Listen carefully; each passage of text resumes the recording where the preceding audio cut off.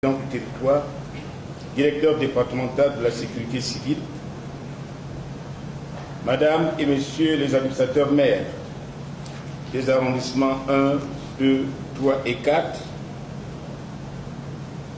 Mesdames et Messieurs les directeurs interdépartementaux et départementaux, Messieurs et dignitaires sages de Boali, Messieurs les représentants et leaders des partis politiques, Messieurs les représentants des confessions religieuses, distingués invités en vos rangs, fonctions et qualités,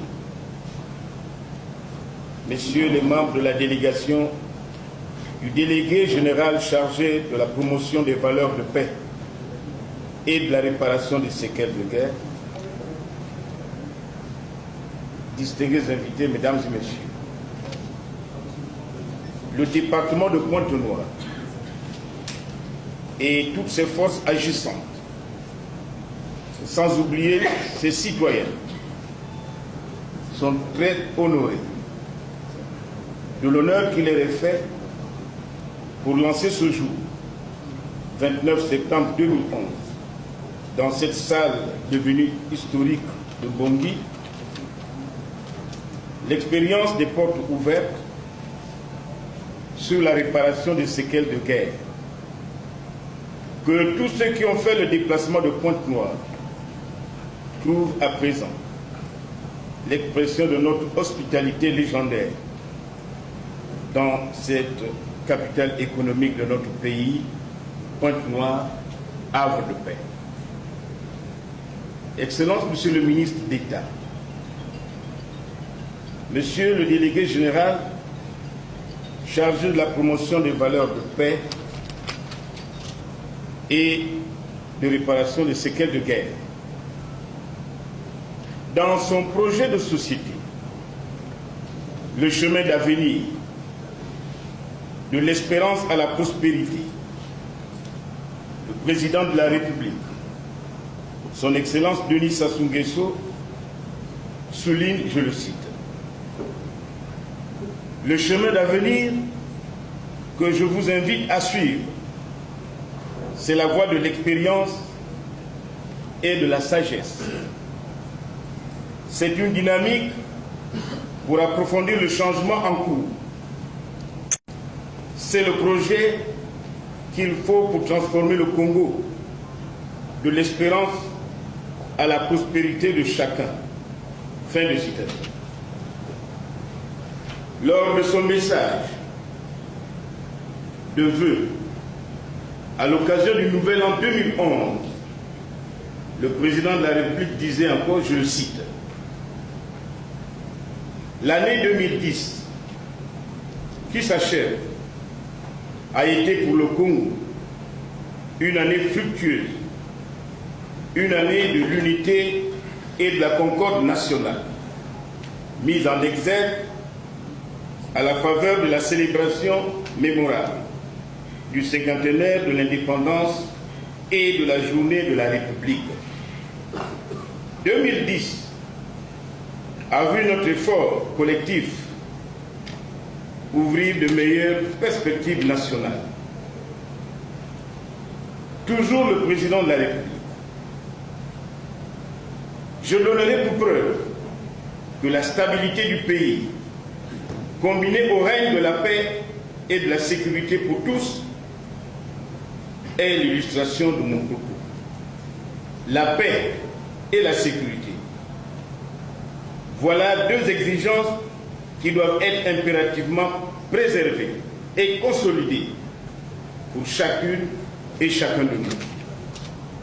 Pour l'ensemble de notre peuple, pour que nous avancions dans tous les domaines du développement, pour que nous montions aux cimes du progrès et du bonheur, il nous faut primordialement la paix, la sécurité et la stabilité.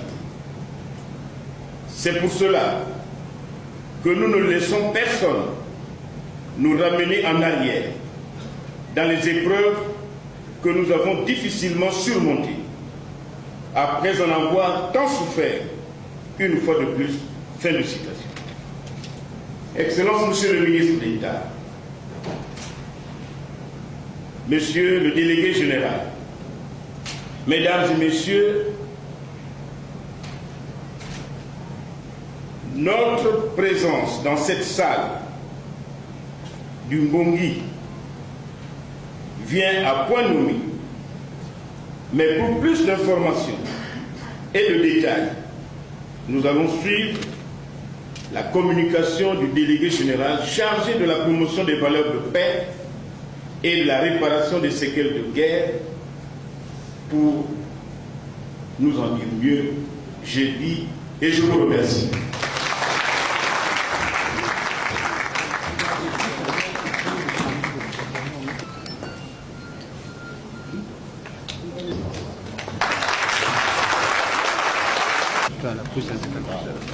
Monsieur le ministre d'État, directeur du cabinet du chef de l'État, Monsieur le préfet, Monsieur le maire, Messieurs les représentants des organismes internationaux, distingués invités, Mesdames et Messieurs,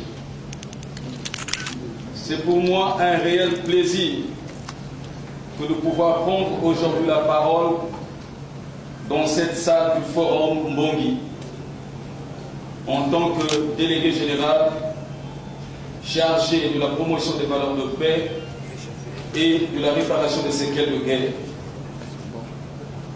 Dans le cadre des journées portes ouvertes sur la réparation des séquelles de guerre, et ce, dans la capitale économique de notre pays, pour des négociations avec les opérateurs économiques en vue de leur adhésion à notre initiative.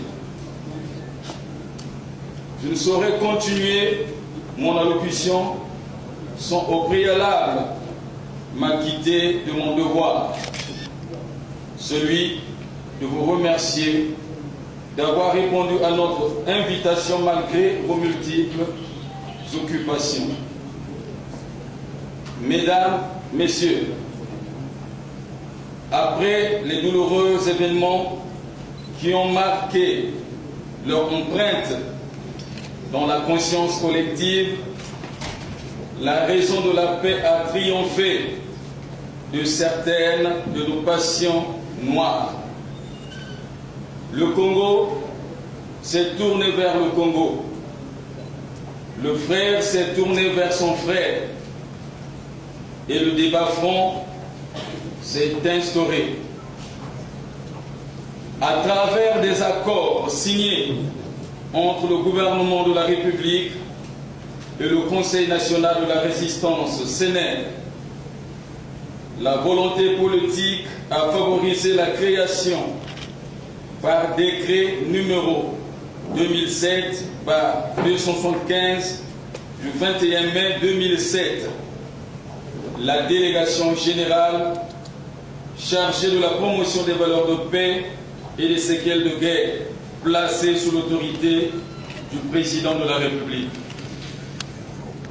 La délégation générale que j'ai ainsi l'honneur d'animer a pour mission de promouvoir et coordonner les initiatives individuelles et communautaires dans les domaines de la consolidation de la paix et de la réparation des séquelles de guerre. Élaborer, proposer et appliquer la politique et la stratégie en matière de consolidation de la paix et de la réparation des séquelles de guerre. Étudier les modalités de financement par l'État et les bailleurs de fonds internationaux, ainsi que les partenaires au développement de la politique dans les domaines de la consolidation de la paix et de la réparation des séquelles de guerre. Comprenez, Mesdames, Messieurs, que la mission qui nous est confiée est noble, exaltante, mais combien difficile dans un contexte environnemental assez particulier, dont la singularité des faits ont déstructuré la société congolaise, ou inhibé sa marche vers la construction nationale. Traducteur d'un cumul des effets pervers multiples, nés des conflits armés récurrents. 1993, 1994, 1997, 1998, 2009, 2002, 2003, avec leur lot de drames, destruction des biens meubles et immeubles publics ou privés, mort d'hommes, violences sexuelles à l'endroit des femmes, lesquelles violences ont engendré des traumatismes et d'autres troubles comportementaux chez plusieurs sujets. Dans la perspective d'y apporter des solutions idoines, plusieurs apports internationaux, PNUD, Banque mondiale et diverses ONG nationaux, au commissariat à l'instruction civique et éducation morale, au commissariat à la réinsertion des ex-combattants, ministère des Affaires sociales, de l'action humanitaire et de la solidarité, ministère de la promotion de la femme et de l'intégration de la femme au développement, ont été rendus disponibles en direction de plusieurs victimes de séquelles de guerre. Mais les résultats restent toujours ou encore largement insuffisants. Ce qui nous place devant la nécessité de restructurer la politique de réparation des séquelles de guerre, en l'absence de laquelle même les régénérescences du milieu naturel, en particulier l'interlande des zones de conflit et de la roue de vie économique, ne pourra être entreprise. C'est ainsi que depuis qu'elle est fonctionnelle, la délégation générale a reçu plus de 500 dossiers de victimes de séquelles de guerre, toutes natures confondues, matérielles, psychologiques, économiques. À cet effet, une mission d'investigation a été envoyée dans les 7 arrondissements de Brazzaville. Il apparaît que plusieurs sujets portent encore des balles dans leur chair, des filles devenues mères à la suite des viols, des dignes personnes devenues sans abri, des personnes ayant perdu leur emploi, vivotant à vue d'œil et sont pour certains dans l'errance perpétuelle, des enfants qui ne sont pas scolarisés, des ex-combattants non encore réinsérés, les populations en exode et des maisons illégalement occupées. Bref, ce tableau est désolant. Ne rien faire serait synonyme de non-assistance à personne en danger. Certains parmi eux attendent depuis des lustres la prise en charge médicale, d'autres le retour au bercail, d'autres la formation socio-professionnelle, d'autres encore l'intégration dans divers projets agro-pastoraux afin de trouver les moyens de subsistance durable. Au milieu de ce dédale, il nous faut agir tous. L'État seul ne peut, votre intervention à travers la charte d'adhésion que vous aurez à signer montrera votre engagement à notre initiative, celle de venir en aide aux populations victimes des séquelles de guerre. Dans cette dynamique, la délégation joue le rôle d'interface, donc de courroie de transmission entre les donateurs et les bénéficiaires. Qu'est-ce qu'il faut donner ou comment assister les victimes de guerre? La projection des images et les commentaires qui vous seront faits par le commissaire à la réparation des séquelles de guerre vous édifieront davantage. Je profite de cette occasion pour porter à votre connaissance que la délégation générale va mettre en œuvre la feuille de route du président de la République, à savoir faire l'état de lieu sur les valeurs de paix et les réparations de séquelles de guerre et sur les armes illégalement détenues, sur la libre circulation des personnes et des biens et c'est sur toute l'étendue du territoire national. Comptant sur vous, permettez que je vous exprime toute ma franche collaboration. Je vous remercie.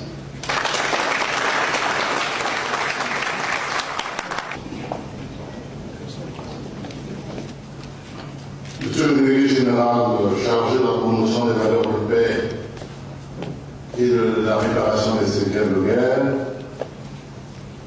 Monsieur le préfet du département de Pointe-Noire, Monsieur le préfet du département de Guyot, Monsieur le député maire de la ville de Pointe-Noire, Madame et Messieurs les administrateurs maires, Messieurs les membres du cabinet du président de la République, Mesdames et Messieurs les sénateurs et députés, Messieurs les commissaires, Mesdames et Messieurs les représentants des organismes du système des Nations Unies, mon général, mes colonels, distingués invités, Mesdames et Messieurs. Né de la volonté de son Excellence M. Denis Sassou Nguesso, président de la République, garant de la paix et de la stabilité, la délégation générale chargée de la promotion des valeurs de paix et de la réparation des séquelles de guerre inaugure ce jour un chantier, un grand chantier, qui, au-delà de sa dimension fortement émotionnelle, a le grand mérite de placer notre société face à sa responsabilité. Face à sa lourde responsabilité d'assumer à l'endroit de ses membres meurtris et indignés le prix de sa propre turpitude. Les présentes journées portes ouvertes sur la réparation des séquelles de guerre ont également l'avantage de redonner espoir et confiance à tous ceux de nos compatriotes qui portent à des degrés divers les stigmates d'un aveuglement collectif dont le Congo a fort heureusement tourné définitivement la page. Ces journées portes ouvertes peuvent aussi être considérées, à juste raison, comme un travail de mémoire, comme une interpellation de la conscience collective l'instant résonne en chaque Congolais à chaque instant avec son réel pouvoir de dissuasion. C'est dire, Monsieur le Délégué Général, c'est dire combien la présente initiative de loi, l'entreprise est utile, elle est noble.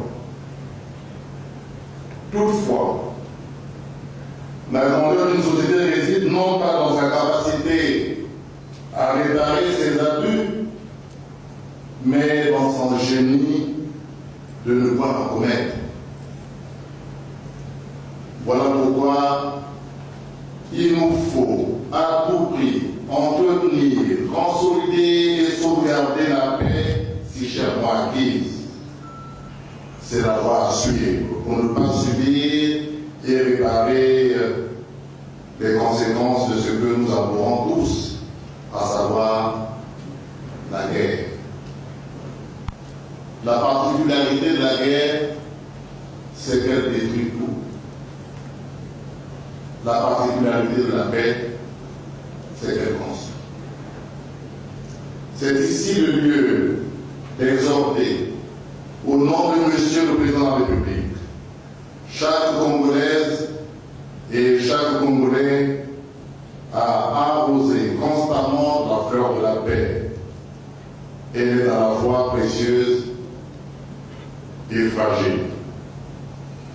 C'est ici le lieu, Monsieur le Délégué Général, de vous encourager à entrer promptement dans ce chantier si grand pour embrasser tous les problèmes tels que vous avez évoqués, qui sont si nombreux, afin qu'ensemble, pas vous seuls, pas seulement que l'État l'avait dit, afin qu'ensemble, nous y trouvions des solutions idoines. Votation que je déclare ouverte, les journées portes ouvertes sur la réparation des séquelles de guerre. Je vous remercie.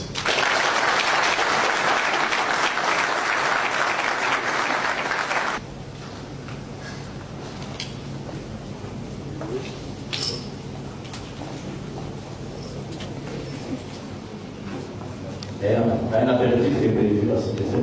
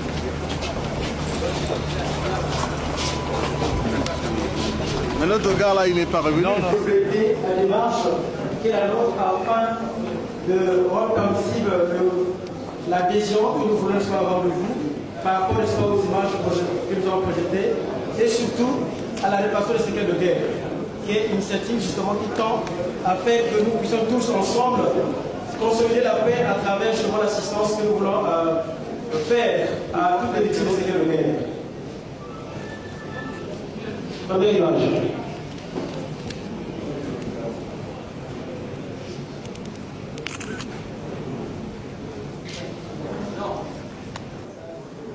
Ces maisons classées appartiennent aussi bien à l'État qu'au privé, au particulier. Et par conséquent, nous, au niveau du commissariat pour la réduction des secrets de guerre, nous avons initié comme je l'ai dit en passant, des maisons cassées, mais dans le cas des maisons également cassées, il y a des routes, il y a des écoles, il y a des dispensaires, il y a des hôpitaux. Et nous avons proposé effectivement une démarche pour que tous les Congolais, tous les opérateurs économiques et puis de paix puissent adhérer au processus afin d'apporter leur assistance aux victimes des secrets de guerre. Il y a parmi les victimes des secrets de guerre des personnes qui ont partiellement réhabilité leur maison par leur propre frère, s'il y a eu leur manque, d'après ce que nous avons vu, à travers les investigations que nous avons faites dans les quartiers de Brazzaville, il leur manque des tonnes, il leur manque le ciment, il leur manque des pointes. Et à cela, nous invitons effectivement toute la communauté économique de Pointe-Noire d'essayer d'apporter autant que faire peut les moyens qui vont faire le évidemment, tous les processus de l'évaluation de ces de guerre.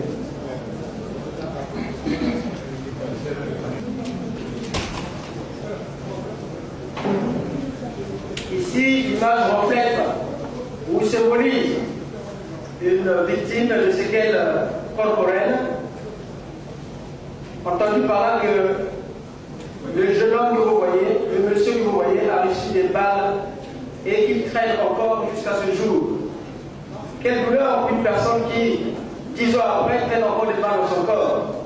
Je pense qu'il est très difficile justement de pouvoir jubiler dans ce sens, si et seulement si la communauté économique que nous constituons effectivement, nous pouvons faire face à cela, parce que puis il y a également de la paix. Que devienne une personne, comment peut-on parler de paix, de la paix de une personne qui a en son sein, dans sa chair au quotidien, des douleurs qui nous avaient subies pendant la guerre. À cela, d'après ce que nous avons reçu, analysant les dossiers en question, nous avons proposé une démarche qui tend, avec leur souhait bien entendu, à faire de telle sorte que ces personnes subissent une assistance médicale à travers les études médicales bien entendu, pour qu'elles se sentent également utiles à la vie.